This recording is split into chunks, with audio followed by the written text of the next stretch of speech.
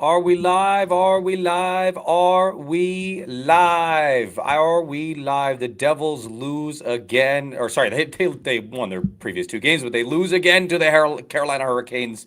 4-1 final score here at the Prudential Center tonight, which is where I'm recording from the media room here. Devils fall to 24, 22, and 2 on the season. I have some numbers and metrics to break down about their recent performances against the Hurricanes, which are just abysmal. 3-11-1 in their last 15 games against the Hurricanes. In the past 10 games against the Hurricanes, they are 1 for 28 on the power play. 1 for 28. That is insane, insanely inept. But I can't talk about any of this till I know we are live. And everybody in the comment section is letting me know that we are live. So thank you, everybody, for tuning in to us here on Speaking of the Devils. I'm your host, Ryan Novozinsky, joining you, as always, from the media room here at the Prudential Center. Before we get into the show tonight, we just want to thank our friends over at New Spine for sponsoring us here on Speaking of the Devils. With 7 locations, they are New Jersey's leading institute for minimally invasive spine surgery. Live your best life pain-free. Visit newspine.com. That's nu-spine.com to find a location near you. Thank you, everybody, for again tuning into us here. I know it's not as fun after a 4-1 loss, but and you know, we usually like to start the show with big picture takeaways, and you might know where I'm going with this from from the tweet that I just put out when I promoted this episode, and that's this. As I'm watching that game, and you know, there's some stuff to like, as Sheldon Keefe noted in the post game. There's some stuff to like there. The Devils had their chances tonight, but that's been the same old story for them this year. It's like, and he even says there in the post game, he's like, "Oh, well, if we bury those chances, you wouldn't be asking these questions." It's like, okay, but you didn't. So of course we're going to ask these questions. And as we're doing this, as I'm sitting through and watching the Devils not bury chances for like the umpteenth game in a row. I couldn't help but wonder how terrifying a Tom Fitzgerald panic trade would look like right now. How terrifying that would be. This team, they're streaky, no doubt. I mean, at times, you know, they go on a 2-game win streak and things look great.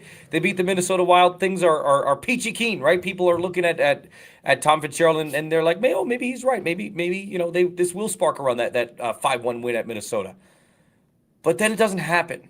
Because this was the big litmus test tonight. Okay, you get one in the next 2 games. You beat the Wild, and then who they beat last time out? Who was that? The Kraken too on overtime on Wednesday. But then you lose to a team that has just had your number completely over the past several years. A team that, by the way, embarrassed you last time out. It was a close game, sure, but the theatrics that go into it, right? When Luke Hughes scores 2 own goals, and not just that, but the fans boo him relentlessly for the rest of the game, and there's no real response after that. That there's nothing, that there was no sort of, they got the results and everything like that, and the process was fine, but process be damned. Like I'm tired of hearing about a process for a team that is basically 500 right now, right? Like if I was a Devils fan, like that would be like an earworm for me that I would just not be able to shake. Like I don't want to hear about your process until you start getting these results. And right now, the last 2 games, sure, they might have gotten wins there. But as it stands right now, they're second to last in the Eastern Conference, I believe.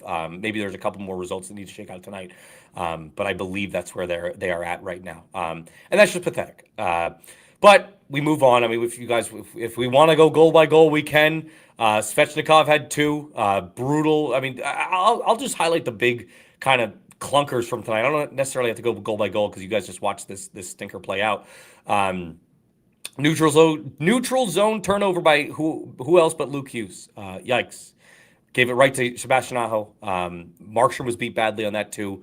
Markstrom was beat badly a couple times tonight. I think Dougie was at fault for one of the goals tonight. But he's playing so well offensively that you're not going to really hone in on that, because this is a guy right now in Dougie that, if the Devils traded him, and that would essentially be waving the white flag on the season, I feel like. And he's playing that well over the past several games. I believe he topped the game score chart tonight as well.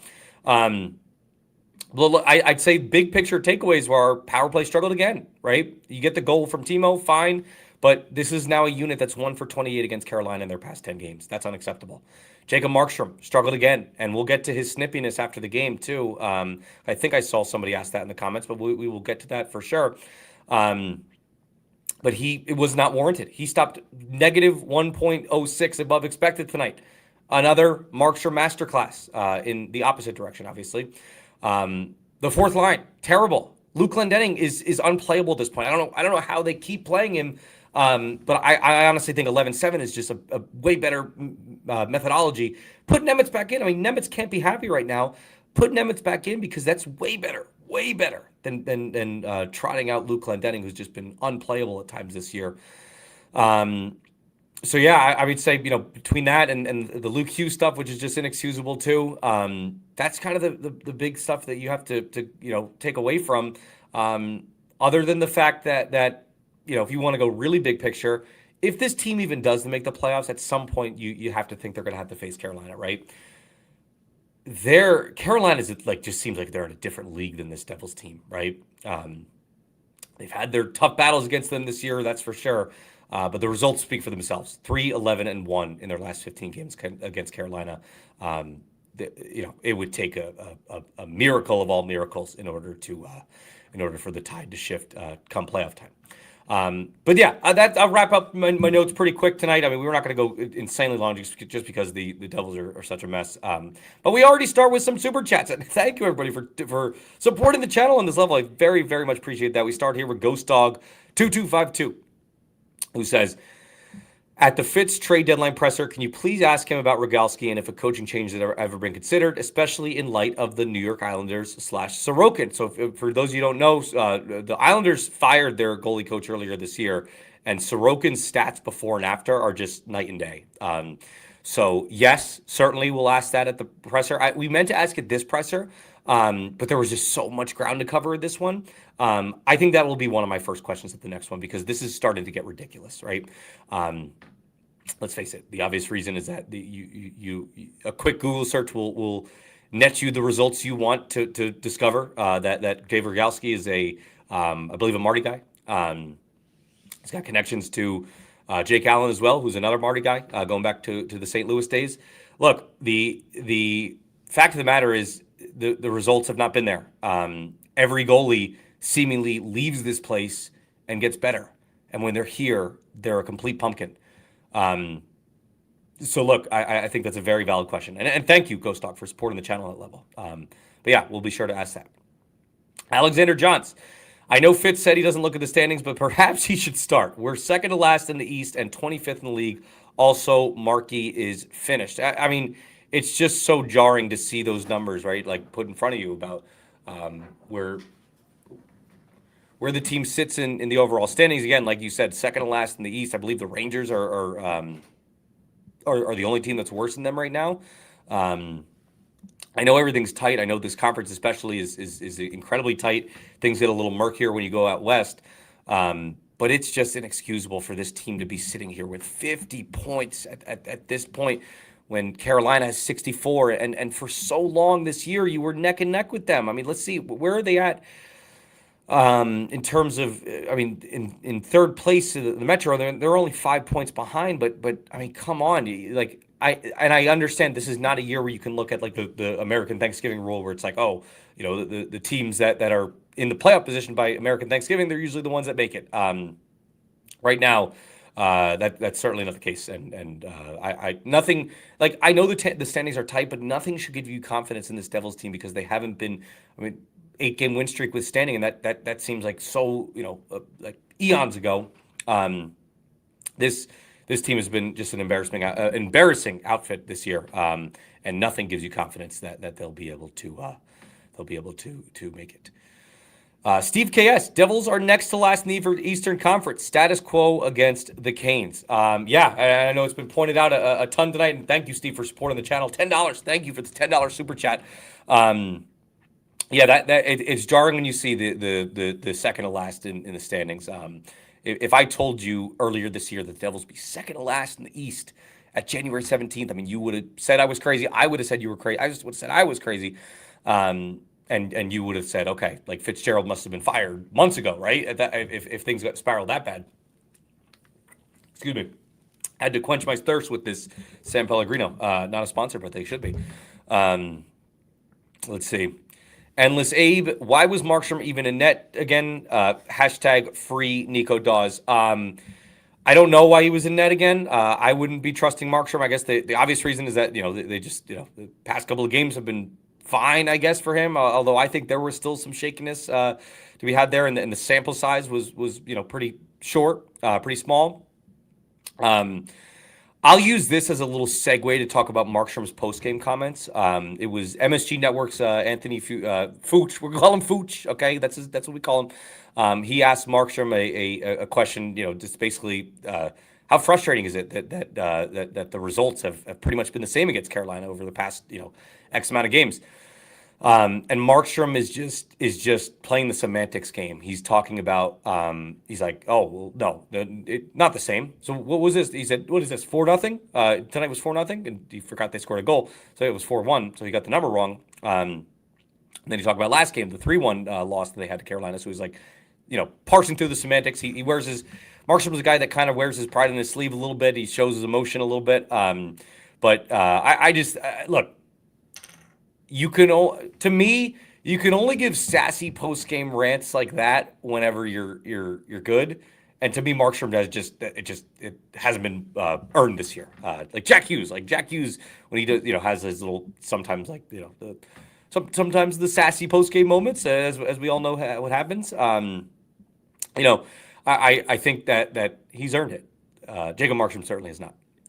Sonic9123, here's something to help you go to Calgary. Thank you so much, Sonic9123. I appreciate that so much.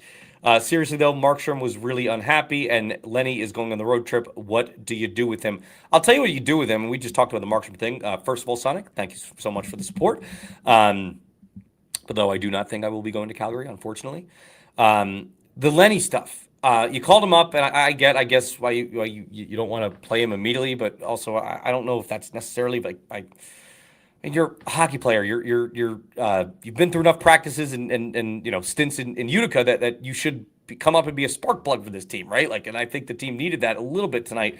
Especially they had the process and everything like that, but they're not getting the results. Maybe Lenny Hamanaho with the number of points that he has and goals he has in the past number of games could have given you that spark that they desperately needed. But what you do with him on this road trip is you play him immediately. What's their next game? So their next game is Monday, I think, at Calgary. I'm playing Lenny right there and seeing if he can provide you sort of that spark that some of these AHLers have provided them at times this year. I mean, let's face it, Colton White at during spurts was one of their best defensemen this year. Ditto for Xavier Perron. I thought when he came up, he was one of their best fourth liners this year on a unit that's been a complete black hole. I'd play him and I'd plug him in. Maybe that fourth line is an abyss, but you might have to play him there. Maybe you plug him in on the third line. I don't know what you do, but it's one of those things that I'd play him right away. But thank you, Sonic, for supporting the channel again. Excuse me, sorry. It's the Pellegrino is getting to me, burp-wise. Alexander Johns, the standings are tight, but we have to jump over 7 teams just to make the final wild card. It's already too late. We shouldn't be buyers. Yeah, and that's why I set up the top here. Is I cannot help but think how scary it would be if Tom Fitzgerald mortgages the future because he's trying to save his own job. And I've experienced this before. Okay, I've experienced this on the Giants when I covered the Giants last year. Remember that? Joe Shane, the general manager for them, the biggest point that I was hammering in about, in the anti-Joe Shane thing was he's going to make some sort of dumb panic move to try to save the team. To try to save it. Sorry, not save the team, save his job. Forget the team. He's not the prerogative for him was not the team at that point. Yeah, sure. Maybe it is to try to give him a little sugar buzz or whatever, but you got to think long-term with this team. I mean, honestly, you do at this point in a season that is swirling the drain, circling the drain. You really have to start thinking about whether you should or should not give up some of these assets, especially that first round pick. Do not give that up in to try to salvage this unit that just doesn't look salvageable right now. It probably needs a major shakeup this offseason. And you might just need to ride this one out, and maybe. I think it would be the right decision if Fitzgerald wasn't the one to make that decision going forward. Alexander Johns, thank you so much for supporting the channel on that level. All right, let's see. 8 by night, we're going to start right here. Markey got some nerve getting snippy with the media. Yeah, I mentioned that before. Again, it just wasn't warranted. Again, if your goal save above expected is in the negatives, and you have a sub 900 save percentage in your career with the Devils, then yeah, definitely not earned. You should never be allowed to be to bark back at reporters, honestly. But more power to him. Patrick Booth, we will never beat Carolina ever. It's starting to look that way, Pat. It's starting to look that way. 3-11-1 in their last 15 games. This is just a complete thorn in your side. And you know what's troubling too? They just skate circles around you.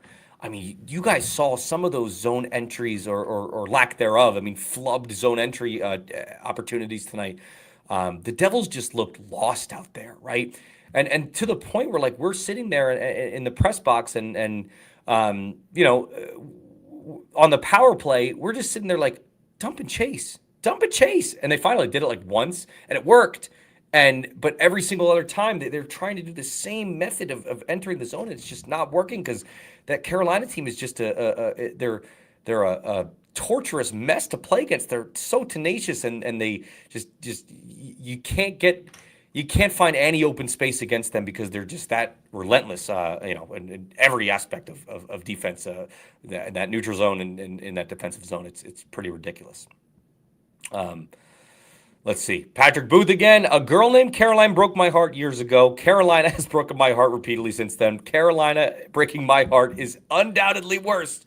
Well, I'm sorry to hear that about your girl Caroline there, Patrick Booth, and even more sorry that this Carolina team is just completely breaking your heart, and they are, and it feels like there's no solution in sight either, right? Don't give Tom Fitzgerald any ideas. He might just try to build a team that's just like a Carolina proof team and not proof of any other teams, but they sure are one of the behemoths that you have to face in the league. It's pretty ridiculous how good they are. Let's see. 8 Bite Night. Would it be worth it? We know damn well that's not something he will answer. I think you're talking about the Rogalski question. I think it is worth it. Because I'll press him good on that. Don't you worry, guys. I'll try to get an answer for you on that. Legend Killer 97. The bald fraud as GM has got to go. Nothing wrong with being bald. But yeah, I agree that Tom Fitzgerald has to go as GM. He should definitely not be the one to be making the panic trade here. Sorry that you responded to somebody. I'm not blaming Markey for this because it's Luke's fault, says 8 Bite Night. Yeah, that giveaway from Luke was just I feel like we've seen that a lot from him this year. Unacceptable completely. Bench-worthy if you're any other player that's not named Luke Hughes. I feel like it seems like there's different standards. I will say this, like, I think that Luke had a better game as the night wrapped up, and I think that I'm gonna look at the stupid hockey stat cards. No, they're not stupid. I mean, they do great stuff. It's just like I know that people get the ick from some of these charts and everything like that. But I think Luke was near the top of the charts for some of these defensemen. Yeah, he was second best in defenseman. So that confirms what the eye test showed, and that Luke I thought had a better night than it started out to be. But yeah, I mean, it's just. That was a really, really bad giveaway from him. Let's see. Sorry, just looking. Tyler Siva says, Ryan, have you considered you are the curse? You are touching the cup in your Twitter picture. That's me. It's me. Fire Ryan. Yeah, that's. Michael Gabriel, when is enough already for something to change already? I'm tired of this nonsense for this long. Yeah, I mean, for people, for a GM that's sitting there saying that he's not satisfied with the status quo, it sure seems like he's satisfied with the status quo just based on the results of today and the past several results against the Hurricanes. it has been an unmitigated disaster. That is for sure. Guys, we're going to wrap up the stream a bit early tonight. Thank you, everybody, for tuning into us here on Speaking of the Devils. We'll be live. We'll figure out our live plan for this West Coast road trip. I know that interest was high on some of these West Coast games in the past, but I don't know if that trend will continue because the team is just not as good as they once were. Thank you again for tuning in. Like and subscribe if you don't already, and I will talk to you guys after Monday. Bye-bye.